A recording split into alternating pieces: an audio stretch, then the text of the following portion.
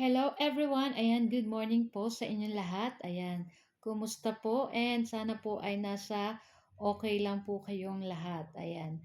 And so for today's video ay tara at samahan niyo po ako magluto. Siyempre itong napakasarap na naman natin na adobong baboy. And siyempre lalagyan po natin yan ng patatas para meron pong gulay yung ating pork. Ayan. So, ang ipang-aasim po natin dyan ay hindi po tayo gagamit ng suka.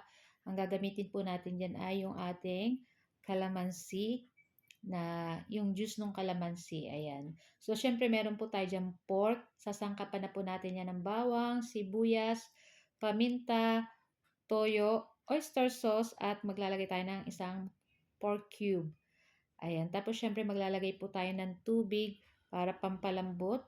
Mamaya pagluto natin itong ating pork adobo. Ayan. So, hindi ko guys na videohan yung ating paglagay ng calamansi juice dahil kala ko naka-play yung video, hindi pala. Sorry na.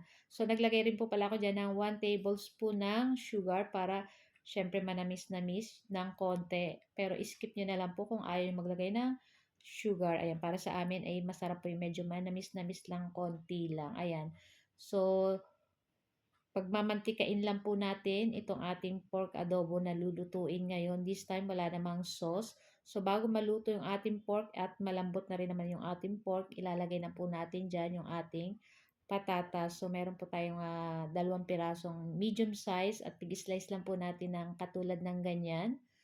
Ayan, so halu-haluin lang po natin yan at syempre tatakpan po uli natin yan hanggang maluto or lumambot yung ating mga patatas dyan. Napakasarap po nito guys, kaya itry nyo na din po yung ganitong luto.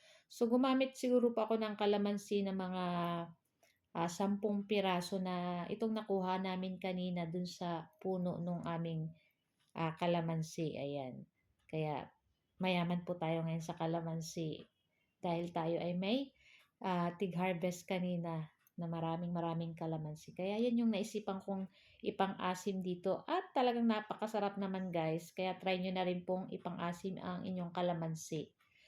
Ayan. So, luto na rin to guys. Nakita nyo ba nagmamantika na? Ay, naku, super perfect at napakasarap talaga nito. Kahit busog pa yung 3 sons ko at nag-merienda, nung malaman na ito yung ulam, ayan, kumain na naman sila guys.